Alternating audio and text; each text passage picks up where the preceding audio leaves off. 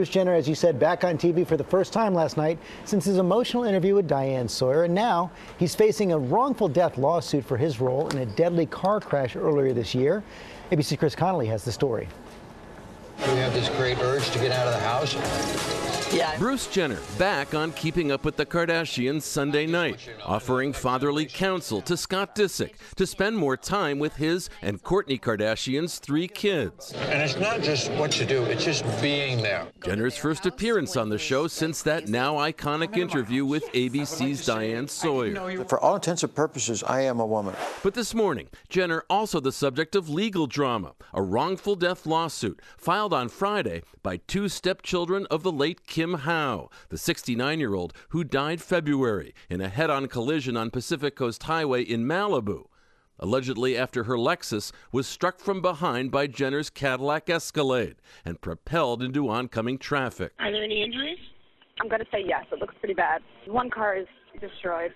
Seeking unspecified damages, the siblings' suit alleges negligent, careless, and reckless behavior. In California, the law requires you to drive with a safe following distance. So you can react and brake and stop in time. Are you okay, Bruce?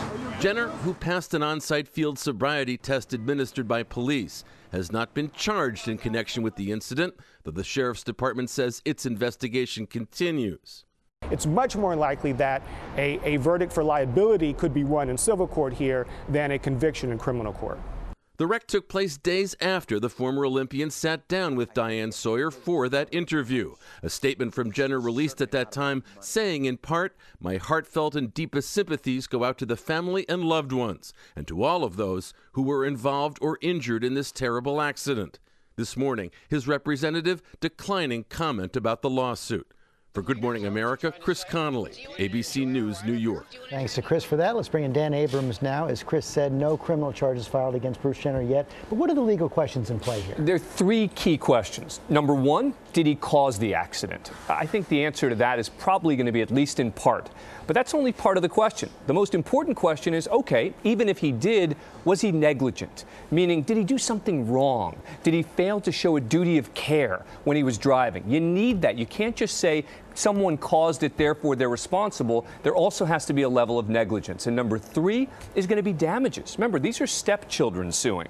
So there are going to be a lot of questions as to what was their relationship? What was their actual loss here in terms of the numbers? If they prove negligence, these damages could be huge. They could be enormous. They could be enormous. If the family is able to demonstrate that this was a real loss for them, that they had a close relationship. I know it's an ugly thing to talk about, but when you're talking about wrongful death suits, that's what you talk about when you're discussing damages, is how much did the people actually lose? But finally, the police say they're still investigating. Criminal charges really likely? It's unlikely. It's not that it's impossible. The question, again, comes back to the negligence question, which was, how negligent was he? If he had been texting, or if he had been drunk, or if he had done something else, that could have led to criminal charges. That would be determined to be gross negligence, and you could see criminal charges here. Because none of that seems to be at play, I think it's unlikely you're going to see criminal charges.